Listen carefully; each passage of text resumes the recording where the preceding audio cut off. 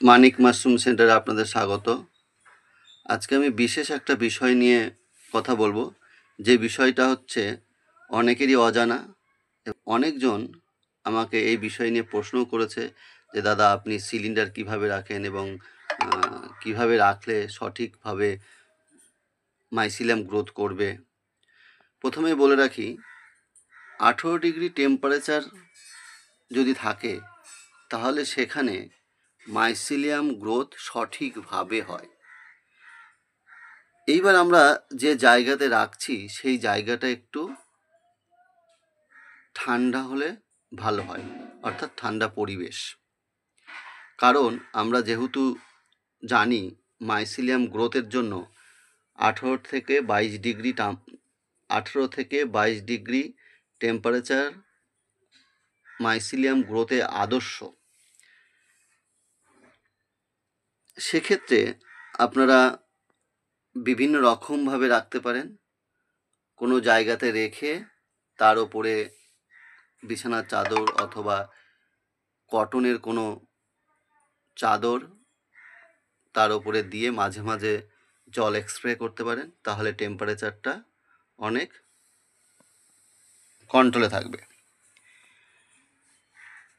আমি সাধারণত রেখেছি একটা চৌবাচ্চার মধ্যে। আপনারাও যেখানে খুশি রাখতে পারেন, তবে যেখানে রাখবেন সেই জায়গাটা অবশ্যই একটু পরিষ্কার পরিচ্ছন্ন করে নিয়ে তারপরে রাখবেন। তবে যেখানেই রাখবেন পরিষ্কার পরিচ্ছন্ন করে রাখবেন, তাতে কোনো রকম পোকামাকড় এবং সমস্যাগুলো আসবে না। সাধারণত মিল্কি মাশরুম চাষে সমস্যাগুলো খুব তাড়াতাড়ি চলে আসে। যদি একবার সিলিন্ডার ম্যাচুরিটি হয়ে যায় তাহলে আর কোনো টেনশন নাই।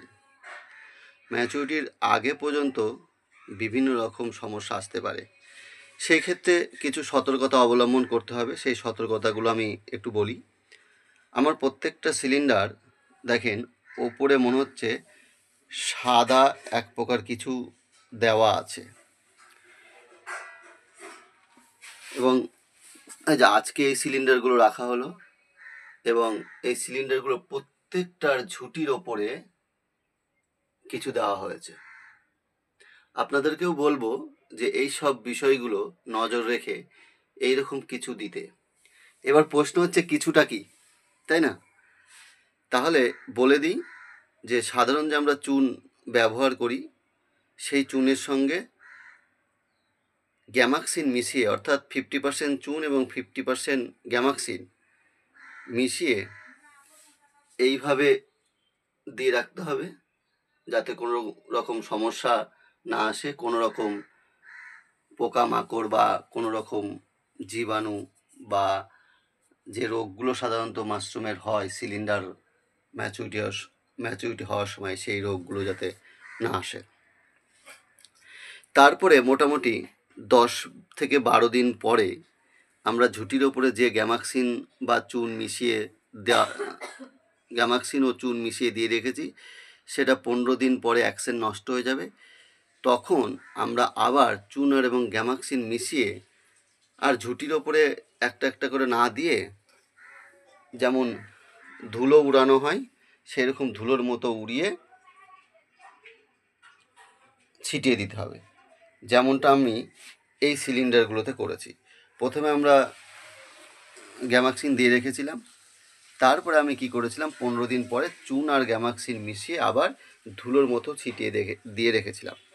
এতে কি হবে, আমাদের শুধু নজর রাখতে হবে যাতে সেটা ভিতরে না পৌঁছায়।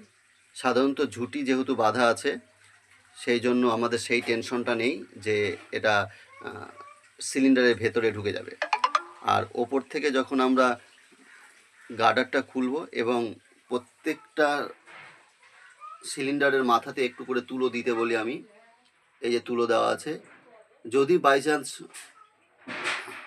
গ্যামাক্সিনটা একটু ভিতরে ঢোকেও তো তবু সেটা তুলোর ওপরে পড়বে, এবং তুলোটা বার করে দিলে সেই গ্যামাক্সিনটাও কিন্তু পুরোপুরি বেরিয়ে যাবে। ফলে কি হবে, সমস্যাগুলো কিন্তু ফলে কি হবে, গ্যামাক্সিনের কোনো রকম বিষয় আমার সিলিন্ডারের মধ্যে কিন্তু যাবে না, এবং দেখবেন যে সেক্ষেত্রে মাইসিলিয়াম গ্রোথটাও খুব সুন্দর হয়েছে। আমি একটা সিলিন্ডার এবার আপনাদেরকে দেখাই যে আমার মাইসিলিয়াম গ্রোথটা কেমন হয়েছে। এই একটা আমার সিলিন্ডার, যেটা আমি এইখান থেকে তুলে নিয়ে আমি ওপরে নিয়ে আপনাদেরকে ভালো করে যাতে দেখতে পান সেই জন্য করেছি।